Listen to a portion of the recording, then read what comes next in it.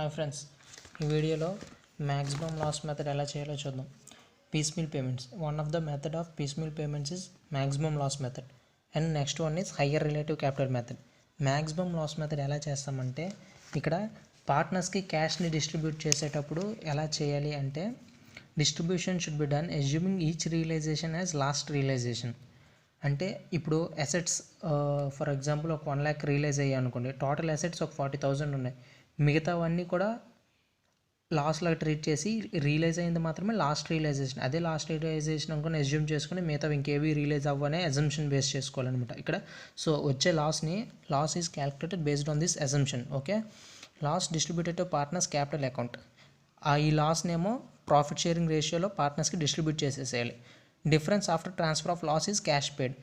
ఇది మిగతా డిఫరెన్స్ అనేది క్యాష్ పేడ్ అనమాట. ఇక్కడ ఫర్ ఎగ్జాంపుల్ పార్ట్నర్స్ క్యాపిటల్ మొత్తం ఒక 5,000 ఉందనుకోండి, రియలైజేషన్ 4,000 మాత్రమే అయింది.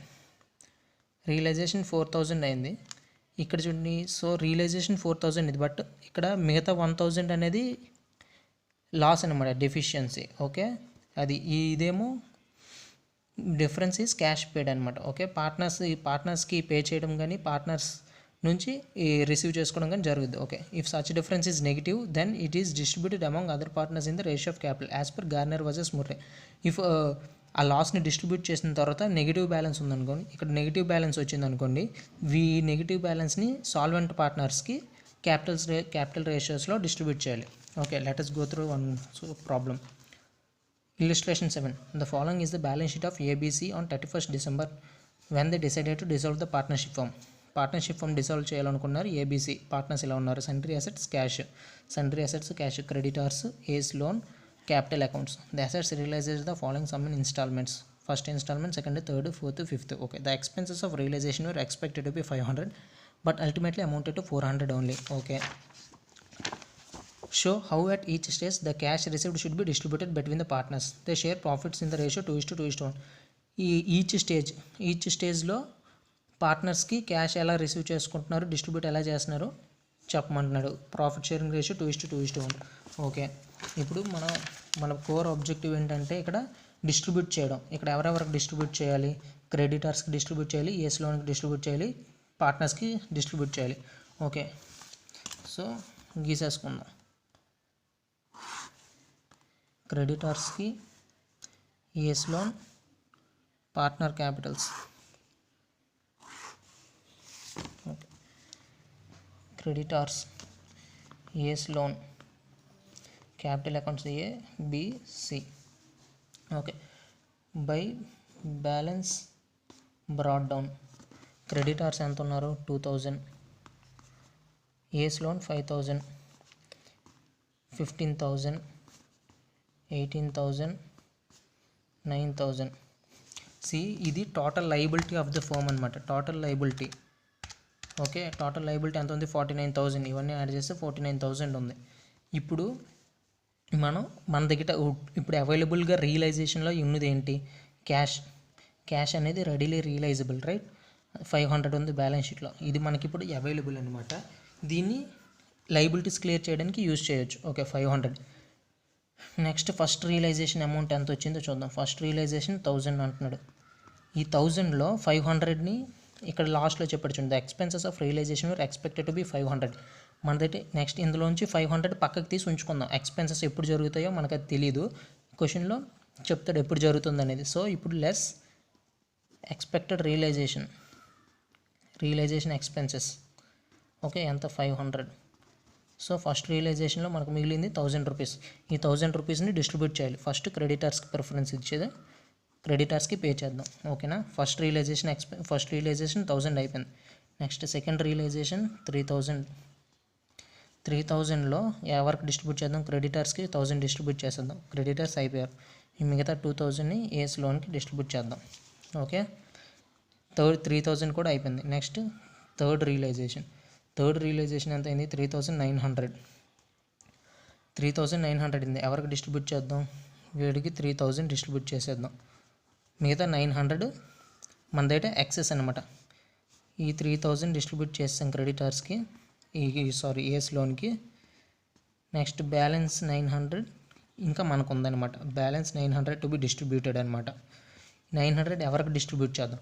ఇప్పుడు చూడండి, ఏస్ లోన్ క్రెడిటర్స్ అయిపోయారు, ఏస్ లోన్కి ఇచ్చేసాం, మిగతా ఇప్పుడు పార్ట్నర్స్ మాత్రమే ఉన్నారు. సి ఓకేనా.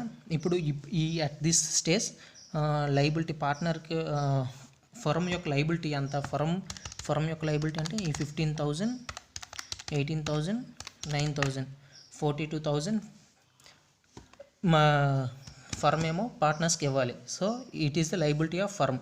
బట్ ఇక్కడ ఎగ్జంప్షన్ ఏంటి, ఈ 900 మాత్రమే రియలైజ్ అవుతుంది. మ్యాక్సిమం పాసిబుల్ లాస్ మెథడ్ కదా ఇది. ఇక్కడ అసలైన మ్యాక్సిమం పాసిబుల్ లాస్ మెథడ్ ఇక్కడ స్టార్ట్ అవుతుంది అనమాట. ఈ 900 మాత్రమే రియలైజ్ అవుతున్నాయి. మిగతా ఎక్సెస్ 42,000లో 900 మాత్రమే రియలైజ్ అవుతున్నాయి. మిగతా 41,100 లాస్ లెక్క ట్రీట్ చేయాలి. ఓకే, 900 ఇప్పుడు balance to distribute, balance available to distribute 900. Okay, అందులో వెళ్ళి లైబిలిటీ ఆఫ్ ఫర్మ్ ఎంత, పార్ట్నర్స్ టోటల్ అనమాట 42,000. ఓకే, ఇప్పుడు అది డిస్ట్రిబ్యూట్ చేసిన తర్వాత ఇది లాస్ అనమాట. It is expected loss, as per expected loss అనమాట. 42,000 మైనస్ 9,900, 41,100. ఈ loss should be distributed to partners based on profit sharing ratio. Profit sharing ratio ఇచ్చాడు క్వశ్చన్లో 2:2:1.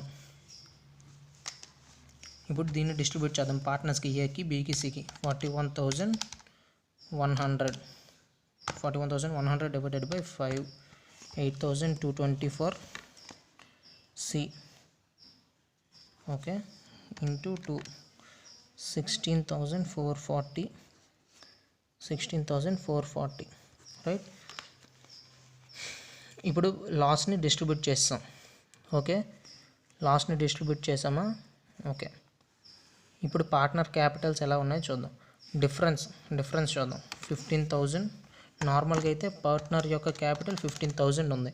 బట్ లాస్ ఆడికి ఎంత వేస్తున్నాం, 16,440, 1,440 నెగిటివ్ బ్యాలెన్స్ వచ్చింది. గుర్తుపెట్టుకుని ఇక్కడ 18,000 బీకి ఇవ్వాలి కానీ 16,440 లాస్. 1,560 పాజిటివ్, 9,000 సి, 8,220, 780 పాజిటివ్. ఓకే, ఇప్పుడు ఏంటి, ఇక్కడ నెగిటివ్ ఉంది.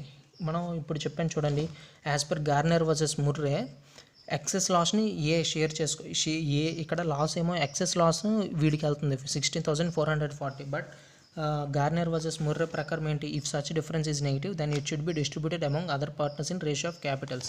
ఇక్కడ క్యాపిటల్ ఈ 1,440ని బీకి, సికి క్యాపిటల్ రేషియోలో డిస్ట్రిబ్యూట్ చేయాలి. C excess of 1,440 to be distributed to B and C in the ratio capital ratio 18:9 అంటే 2:1. ఓకే,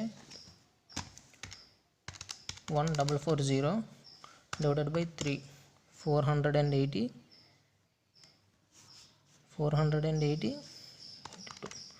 960. ఈ 1,440ని వాళ్ళిద్దరికి షేర్ చేస్తున్నాం. సో ఇది బ్యాలెన్స్ నిల్. 1,560 minus 960, 600, 780 minus 480, 300. చూసారా, 900 అయిందా, 600 ప్లస్ 300 900. ఈ 900ని ఇలా డిస్ట్రిబ్యూట్ చేసాం ఎవరికి, ఈ 900కి బీకి, సికి, based on assumption that other assets are not realised. This is the maximum loss. ఓకేనా, థర్డ్ రియలైజేషన్ అయిపోయింది. ఇప్పుడు let us see fourth realisation amount ఎంత, ఫోర్త్ రియలైజేషన్ 6,000 రియలైజేషన్. వెయిట్, అంతకుముందు బ్యాలెన్సెస్ వేసుకుందాం. ఇంకా ప్రస్తుతానికి ఎలా ఉన్నారు బ్యాలెన్స్, 15,000, 18,000 మైనస్ 600, 18,000 మైనస్ 600, 17,400, 9,000 మైనస్ 300, 8,700. ఇది balance of capital balances of capitals. Okay, ఇప్పుడు ఫోర్త్ రియలైజేషన్ ఎలా చేయాలో చూద్దాం. 6,000 రియలైజ్ అయ్యాను.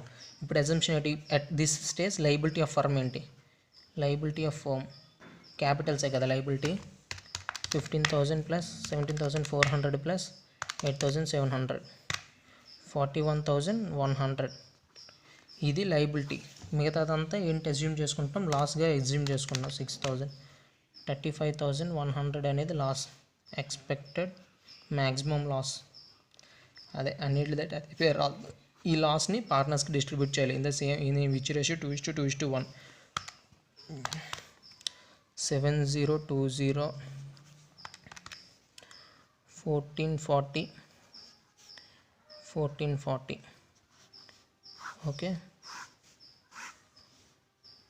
లాస్ని డిస్ట్రిబ్యూట్ చేస్తున్నాం. 15,000 మైనస్ 14040 960, 17,400 మైనస్ 14040 3360, 8,700 మైనస్ 7020 1680.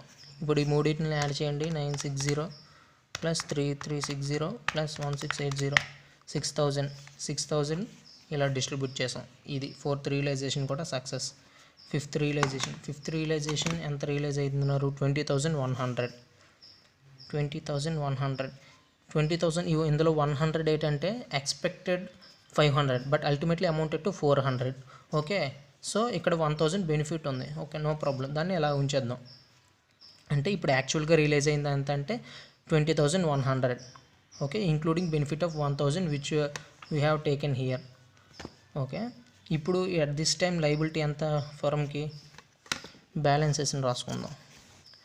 15,000 నుంచి 15,000 minus 960 14,040, 17,400 minus 3360 14,040, 8,700 minus 1680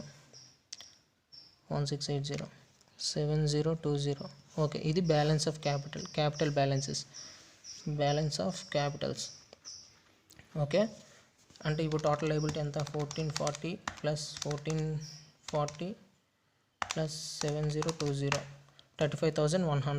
35,100 liability of the firm. So expected loss ఎంత, 20 minus 20,100 15,000 will be expected loss. This expected loss should be distributed to partners in the ratio 2:2:1. 15,000 divided by 5 3,000 into 2 6,000.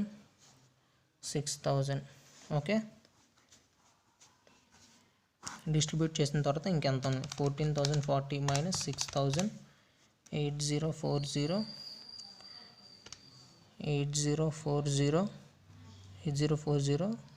Okay 7020 minus 3,000 4020 ఇలా distribute చేసామని వచ్చింది.